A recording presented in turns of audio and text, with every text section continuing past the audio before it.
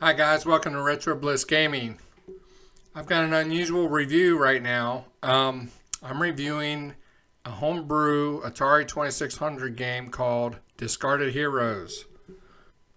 I'm a member of the Atari homebrew group, and I got a link today about this game that somebody had posted in Atari Age. And I downloaded it, and I thought that this was really kind of a cool game just to at least try out. The guy who designed it, his name is Newly on Atari Age, and the story about the game goes, you are the president's aide and Mr. President's term is suddenly coming to an end. You are a couple of crazy corrupted magistrates and you've been redirecting public money. Yeah, redirecting straight to your wallets. The opposition called in an audit to investigate your suspicious contracts. Your goal is to shred all of the sensitive documents before auditors show up. The controls are really simple. In the menu you can choose one or two players. You can choose the difficulty switch. If you're playing in beginner mode, the documents shred faster, which saves you time. You start the game with the fire button. There's a get ready screen displaying an exclamation point, during which you can pause the game with the black and white color switch. Pausing the game is not possible.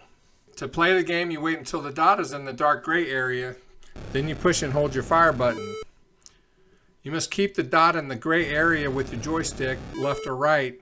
And after you succeed shredding a document, you can finally release the fire button and another document is ready for shredding. There's a time limit for each level and a number of documents which are needed to be discarded before the time is up. The difficulty is steadily rising until it's almost impossible to finish the level on advanced difficulty. Two-player mode is a cooperative game. Both magistrates are working together to shred the documents before the time is up. So that's a description from the programmer.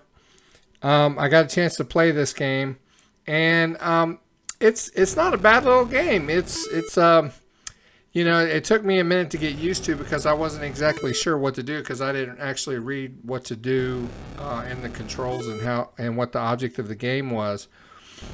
But you have to keep your dot in that dark gray area in the middle of the screen for a certain amount of time.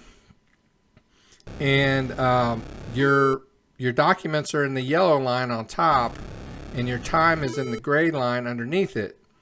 And so I guess the object of the game is to get all the documents shredded before your time is up. When I initially played the game, I played in beginner mode because I didn't know what to expect. And after a while, I got used to it, and I played for like 20 minutes, and to me, it didn't seem like it was getting any harder, and it wasn't really a great challenge. So I put it on difficulty A, and I did it for quite a while on that too. Now it seemed like the bars were moving faster up top, but I didn't really notice much of a difference in the gameplay as far as holding the dot into the gray area. Now there are levels that I noticed that the gray area is smaller than in others, but it's not consistently smaller. Like it'll be smaller in one level and then it'll be bigger it'll be big again in the next level, and I don't really know if there's a rhyme or reason to it, but that's the way it is.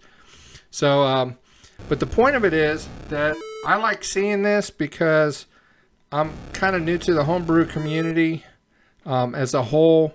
I grew up with the Atari 2600, and I didn't really, you know, what was a homebrew? We didn't know what that was. So when I got back into retro gaming, I discovered the homebrew community, and I like to support them. So I just want to give a shout out to Newly and tell him that he did a good job. I'm going to leave a link in the description where you can download the game to try it. It's got a really cool intro music to it, and I like the sounds that it makes in between levels. It's kind of cool, and the graphics of the little man and woman who are shredding is really cool also. There's really not much to it. The graphics are kind of small.